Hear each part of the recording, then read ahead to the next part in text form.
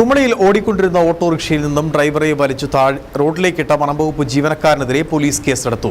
താമരക്കണ്ടം സ്വദേശിയായ ജയചന്ദ്രനെയാണ് തേക്കടി ചെക്ക് പോസ്റ്റിലെ beat forest officer PM Sakkeer Hussain ഓട്ടോറിക്ഷയിൽ നിന്നും വലിച്ച് റോഡിലേക്കിട്ടത്. മദ്യപിച്ച് വാഹനമോടിച്ച് വനപാലകനെ ഇടിക്കാൻ ശ്രമിച്ചപ്പോൾ നടന്ന സംഭവമാണെന്നാണ് വനംവകുപ്പിന്റെ വിശദീകരണം.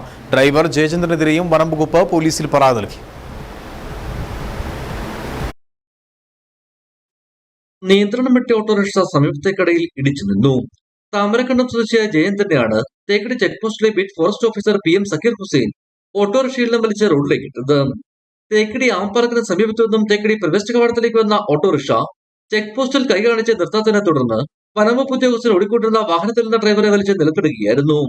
ഓട്ടോറിക്ഷ ഡ്രൈവർ ജയന്തന്റെ പരാതിയിൽ വനംവകുപ്പ് ഉദ്യോഗസ്ഥരെതിരെ പോലീസ് കേസെടുത്തിട്ടുണ്ട്.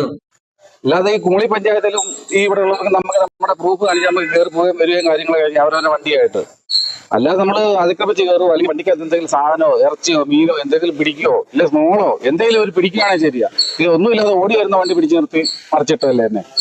അങ്ങനെ ഉണ്ടെങ്കിൽ അവരുടെ ലിമിറ്റ് കഴിയുന്നതിന് മുമ്പ് അവരെ നമ്മളെ പിടിച്ചു നിർത്തിയിട്ട് ചെയ്യാലോ. ഏതായാലും 3 കിലോമീറ്റർ ഉണ്ട് അമ്പാടിക്കവലയും ചെക്ക് പോസ്റ്റും ഇതിന്റെ ഇടയിൽ. അങ്ങനെ ഉണ്ടെങ്കിൽ ആ സമയം കൊണ്ട് പിടിച്ച് ചെയ്യാലോ.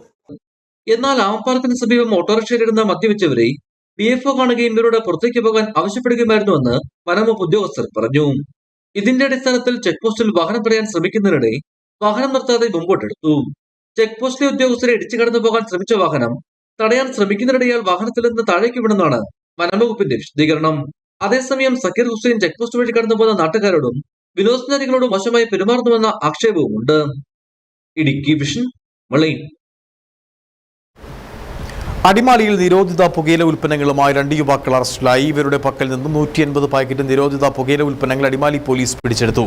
ഇവരെ പിന്നീട് പോലീസ് ജാമ്യത്തിൽ വിട്ടയച്ചു.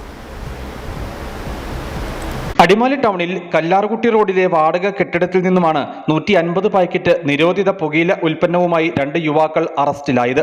മൂന്നാർ സ്വദേശി സക്കീർ ഹുസൈൻ, ദേവികുളം പുതുക്കുടി സ്വദേശി ദീപക് എന്നിവരാണ് അറസ്റ്റിലായത്. കാർഷിക ഗ്രാമവികസന ബാങ്കിന് സമീപത്തുള്ള കെട്ടിടത്തിൽ നിന്നാണ് ഇവർ അറസ്റ്റിലായത്. ചില്ലറ വിൽപ്പനയ്ക്ക് വേണ്ടിയാണ് ഇവർ താമസിക്കുന്ന മുറിയിൽ ഹാൻസ് സൂക്ഷിച്ചിരുന്നതെന്നാണ് പോലീസിന്റെ നിഗമനം. ഇവരെ പിന്നീട് പോലീസ് ജാമ്യത്തിൽ വിട്ടയച്ചു. News bureau, Adimali. തേർഡ് ക്യാമ്പിൽ പോലീസിനെയും നാട്ടുകാരെയും വെട്ടിലാക്കി കോൺക്രീറ്റിൽ പൊതിഞ്ഞ് തലയൊട്ടി കണ്ടെത്തി. മനുഷ്യന്റേതെന്ന് സംശയിച്ച് നാട്ടുകാർ പോലീസിൽ വിവരമറിയിച്ചു. പോലീസ് വനംവകുപ്പ് ഉദ്യോഗസ്ഥർ നടത്തിയ പരിശോധനയിൽ